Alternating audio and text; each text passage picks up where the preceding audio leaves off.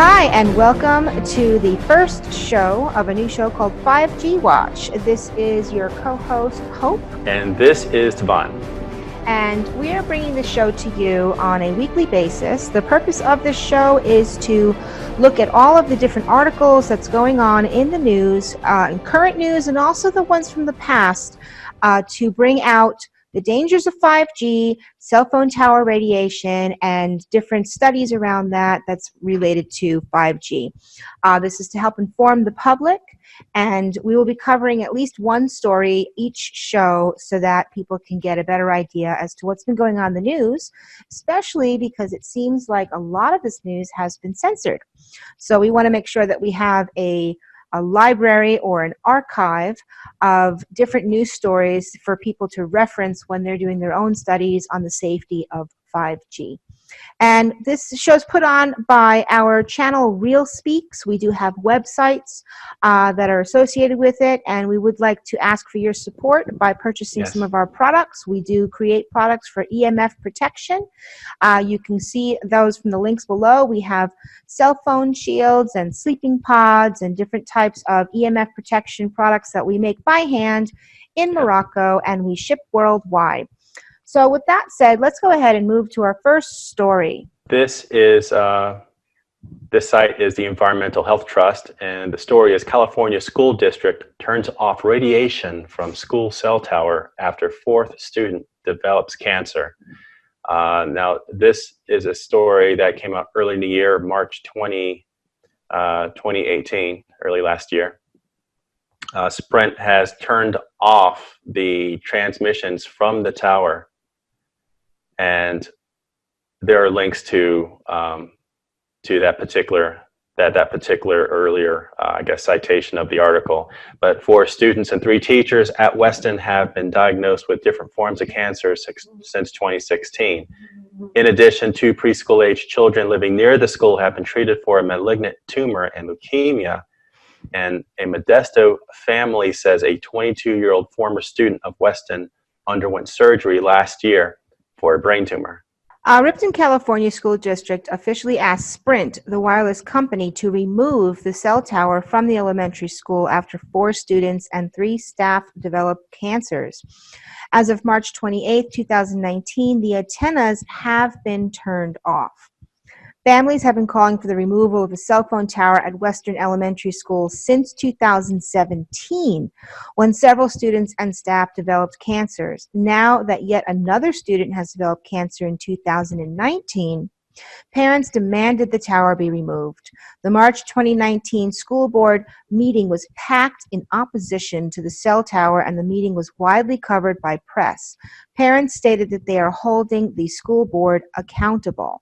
On March 15, 2019, Ripon Unified placed a revised statement on their website, formally asking Sprint Communications to remove the cell tower from the Weston Elementary campus. They're asking Sprint to relocate or decommission the tower as soon as possible, and there are links to that. So that's pretty much the story, and this is amazing. This is an area in California where there was this giant cell phone tower set up, and all of these kids were developing cancer, and it was pretty obvious that it was because of the cell phone tower. This is one story of many that goes on where there's a giant cell phone tower set up and everybody starts getting sick in the neighborhood. Now, there is a actual clip from the CBS This Morning show. You can see it on YouTube. We wanted to talk about this clip. It shows the stories of the parents and the children around this tower and how horrifying it is. But there's this one area that's very interesting in the clip that I just wanted us to comment on. The school district hired engineers to measure the exposure and concluded the tower met government and industry standards in all respects and posed no threat to student safety. The parents hired their own investigator who found much higher RF levels than the district did, but still within government safety standards. Sprint takes safety very seriously. Sprint's Dharma Nordell says 3 tests have shown the cell tower is operating 100 times below the federal limit. Let me just ask you flat out. Does Sprint believe that tower could be causing cancer? Absolutely not. It is not a safety concern to the community, but we do hear the community's concerns, so we're quickly working to relocate the tower. So basically, they're discussing that they had done a report. They had engineers come in and test the RF safety of the cell phone tower to make sure that it kept up with all government and industry standards in all respects. So basically what happened is that the Sprint phone company sent in their engineers to test the levels of radiation and found that everything's fine, it's all safe. And then right after that, the parents of the sick children hired their own engineers to come in and test the RF meter safety, and they found a completely different reading, that it was not safe. So I wanted to comment on this because we do have records that I will have to pull up that shows that these phone companies are continuously lying about the safety meters of all of these devices. Well, it's the process of denial that is commonly used to keep the public at large from creating a panic. And Sprint clearly didn't want to remove the tower early on. Complaints of cancer from the article have gone back since 2016. It's 2019, and so we're looking at close to 3 years where a cancer cluster was forming within the school, right next to or on the grounds where the tower is there. And yeah, like you said, the pattern is it's denial. It's within safety guidelines for the government. They don't care about the damage it does to you, but the government says that it's within their guidelines, so therefore it's okay. And then when people start complaining about the damage that this thing's causing, they send their own engineers and they give a narrative. You send an independent party in who are qualified, and they get the elevated readings. So right there, there's the lie right there. I mean, that just goes to show, don't trust any of these companies, their own engineers, when it comes to them trying to give some kind of unbiased, and it's supposed to be a technical, scientific measurement, an unbiased, accurate assessment of the situation. It has to be independent groups coming in, especially those who have been damaged by this. And I think we're going to see more and more of this in areas where, for whatever reason, politically, the school, from the school board, so that's the region, that's the local government, and the company that is refusing to take responsibility for these cancers are just running defense. Just running defense for this whole agenda. All right, so this is a perfect place to bring up what I was just talking about, how we've got several of these phone companies that have been caught in hiding the truth about whether or not these things are safe. We have just a few slides here. We've got them from Verizon, AT&T, China Mobile, and these are all lawsuits and quotes that are coming from these lawsuits. Like, for example, this one in front of us, Verizon. We are subject to a significant amount of litigation, which could require us to pay significant damages or settlements. Our wireless business also faces personal injury and consumer class action lawsuits related to alleged health effects of wireless phones or radio frequency transmitters, and class action lawsuits that challenge marketing practices and disclosures related to alleged adverse health effects of handheld wireless phones. We may incur significant expenses in defending these lawsuits. In addition, we may be required to pay significant awards or settlements. These are slides that I have collected. This is a different slideshow that we put together, just talking about 5G in general. And this is what the industry does not tell you, but it does tell its investors. They know full well what the problem is, and like that thing you just read off was in 2014. Mm-hmm. They know exactly. So, yeah, that's from Verizon. They know exactly what's going on and what the implications are. Yeah, I mean, this is another one from AT&T, stating unfavorable litigation or governmental investigation results could require us to pay significant amounts as we deploy newer technologies, especially in the wireless area, hint, hint, 5G. We also face current and potential litigation related to alleged adverse health effects on customers or employees who use such technologies, including, for example, wireless handsets. We may incur significant expenses defending such suits or government charges and may be required to pay amounts or otherwise change our operations in ways that could materially adversely affect our operations or financial results. Those are two companies. We've got another one here from China Mobile.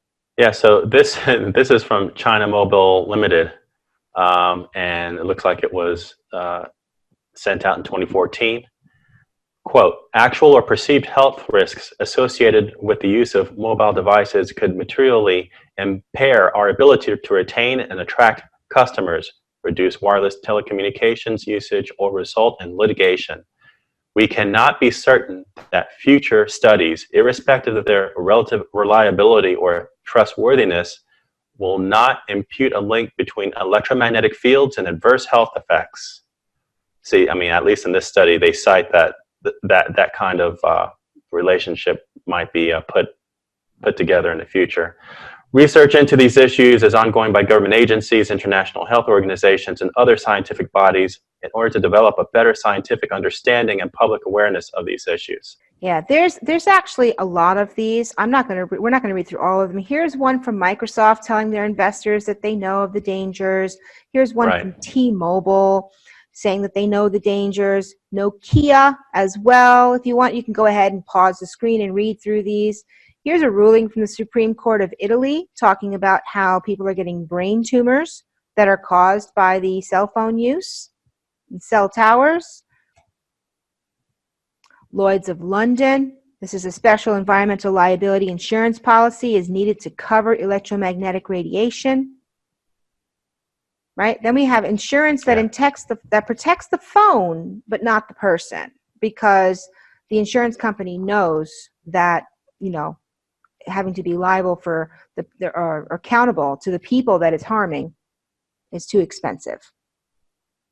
Okay, Singular Wireless Phone Insurance, no coverage for microwaves. They specifically kept out microwaves because they know that they cause harm.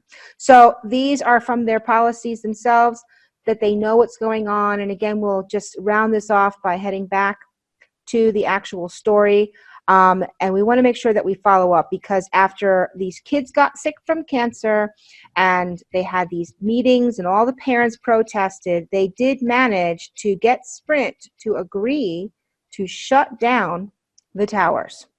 Yes, that's right. So let's just get the follow-up story here so you can see what happened.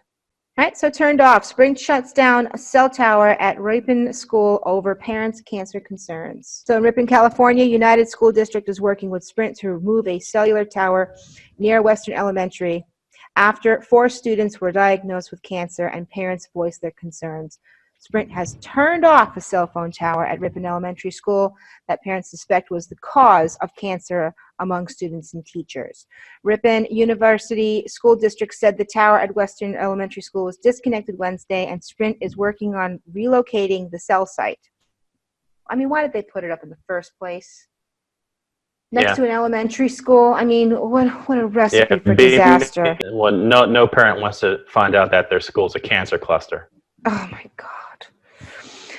4 students and 3 teachers at Weston. Teachers also have been diagnosed with different forms of cancer since 2016. In addition, 2 preschool-age children living near the school have been treated for a malignant tumor and leukemia, and a Modesto family says a 22-year-old former student of Weston underwent surgery last year for a brain tumor.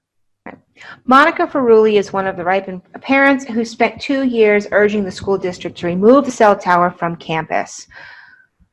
Can you imagine that, T? Just 2 years fighting to get them to take down the thing that's causing cancer and killing your kids? They're in denial, and while these agencies are in denial, the kids are being microwaved to death. Oh my goodness! I think staff, by the way. But yeah, everybody. No, it's not just the kids. The staff too. I think it's just the kids are innocent. The kids have They have no knowledge of this world, and as soon as they come into this world, they get murdered. But yeah, it's everybody. It's everybody within the blast radius of that microwave tower. I think it's admirable, Ferrulli said. I was actually very hopeful at first, but after going to school district meetings, I had lost a lot of hope. We have eliminated one factor that could cause the students to be unsafe. Ferrulli's son, Mason, who attended the school, underwent numerous treatments for brain cancer 2 years ago. The cancer was in remission, but has returned. Various students have concluded the electromagnetic fields created by cell towers can cause cancer. Various studies have concluded, the American Academy of Pediatrics has advised parents to limit their children's use of cell phones. The school district and Sprint have cited an independent test showing the tower met safety standards, and parents have said it's possible the different pediatric cancer cases near the school site could be tied to another cause. See, interesting wording, is it not? Let's just back up a second, because it says various studies have concluded that the electromagnetic fields created by cell towers can cause cancer. But then in the next study, they're telling the kids to limit their use of cell phones. Now, if you've got a gigantic tower emulating out microwaves, why is the answer to stop using your cell phone? Wouldn't the answer be get rid of the tower? Yes, because microwaves have been, it looks like microwave radiation has been tacitly legalized. Even to the damage of human beings. Because remember, look at the response before you scroll up. Look at the response. School district and Sprint have cited independent tests showing the tower met safety standards. That's not that doesn't answer the question. But do they still harm human beings? When Fukushima happened, what happened? A lot of countries just went ahead and just increased the radiation safety standards. Right. Because it was so low and so much radiation was leaking, they had to remember the articles, it was like, oh, so much radiation was coming out of there. They had to a bunch of countries just change the guidelines because that was the only solution they had, because the background radiation just increased. And so they just changed the regulations. And that's why I feel we're saying here, it's not about the tower and whether it falls within safety guidelines. The safety guidelines does not you can't prove that has no impact on the children, which is why they turned off the tower anyway, because then you'd have to revisit those guidelines. Then the question is, independent of what the guidelines say, does that tower cause cancer? And Sprint and all the other tech companies will have to prove that their towers does not cause cancer. See, they have to prove that the tower is not causing cancer. And they know they have no defense. It's a very strong point to take to class action suit and litigation against these companies. They have to, because you have to eliminate the cause, and also this radiation, at least by the international panels, have been deemed as a carcinogen. So it's already written down. It's already written down. You can actually go create class action suits against these companies just for that alone. And the thing that always concerns me with this is that when you're talking about, well, in order to prove that they're wrong, you have to go through some kind of a lawsuit. How many years? How many years do those lawsuits take to slowly roll out? And they get stalled, and years go by, and in that time, those towers just keep cranking out that radiation. Those towers keep microwaving the public, and how many people die? I mean, if you win a lawsuit, can that get back the life of your child?